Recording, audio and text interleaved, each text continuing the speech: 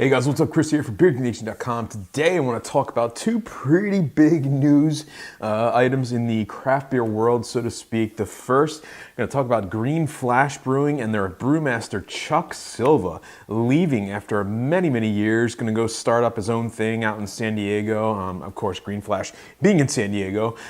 So that's actually really huge because Chuck Silva kind of like made Green Flash what it is today, or what it at least used to be.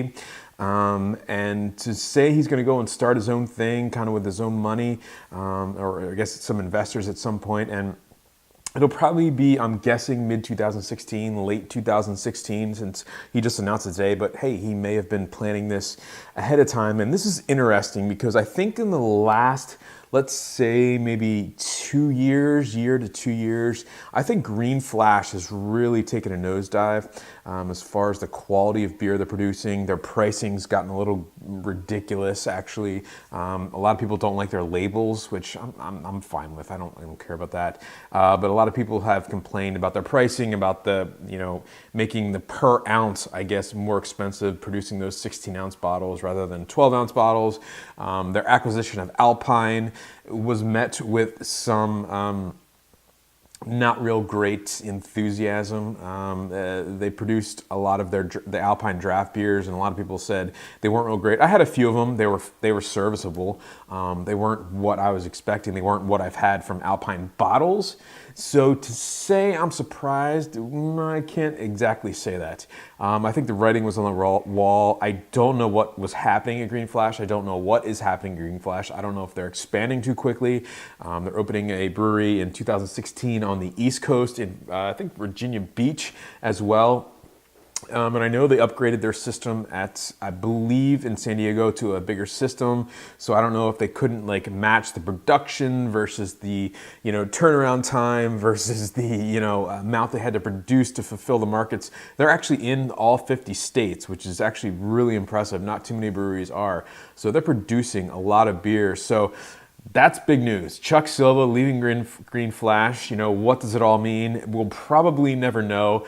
He left on pretty amicable terms, and I don't think we'll ever know the real story behind why he left. Maybe it was just he wanted to do his own thing, but I have a feeling not so much. I mean, just from what I've had of Green Flash in the last about a year or so, I just think I don't know. I have my feelings about that one. So what do you guys think? Leave that in the comments section below. All right, guys, so the second news story, and this is a really big one. Again, I can't say I didn't see this coming, but it's a big story nonetheless. Dogfish Head. Dogfish Head, of all people, sold 15% of Dogfish Head to a private investment firm out of New York. I believe it's LNK. There was no specific monetary amount put on the actual sale, but LNK, from what I understand, invests anywhere between $50 and $150 million a pop per investment. This will give them 1 seat on the 5-seat board of Dogfish Head. And the plan for Dogfish is to actually buy this back. So they want to keep it, because I don't know if Dogfish Head is 100% employee. I don't think it is. It's family owned. It's definitely family owned. So what they plan to do is buy that private share back from the investment company. And so why are they doing this? This is actually, I think, the way to do it. You hear a lot about companies selling out to InBev, Coors, Miller, whoever.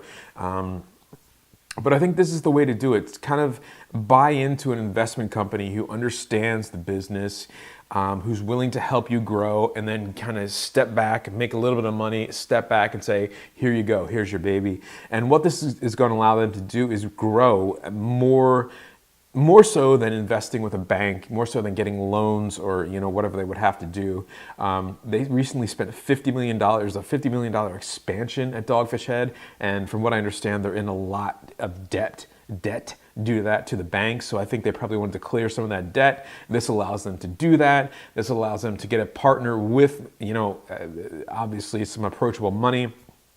to invest in more distribution systems, to invest in a bigger bottling line, to invest in more tanks, whatever they need, because Dogfish Head, love them or hate them, they are constantly growing. It's one of those craft brewers that's always growing. You're looking at Stone, Victory, Dogfish Head, they're always growing, they're getting bigger, and they just don't have the capital on hand to accommodate that. They don't have that, ability to compete with some of the BMC guys buying up all these, small craft brewers and putting them out there in the public. So I think this is the way to do it, and I think we're going to see more of this. I believe the former CEO of Harpoon actually has a company of the same kind of sorts where they provide money to brewers where it's a private equity firm where they buy into the brewery and then they give them money, basically here, but they do it with breweries only. They give them the money, then they have a seat on the board or, a say in what the brewery actually does. And then that brewery has the opportunity to buy them out and, they're out. I mean, that's it.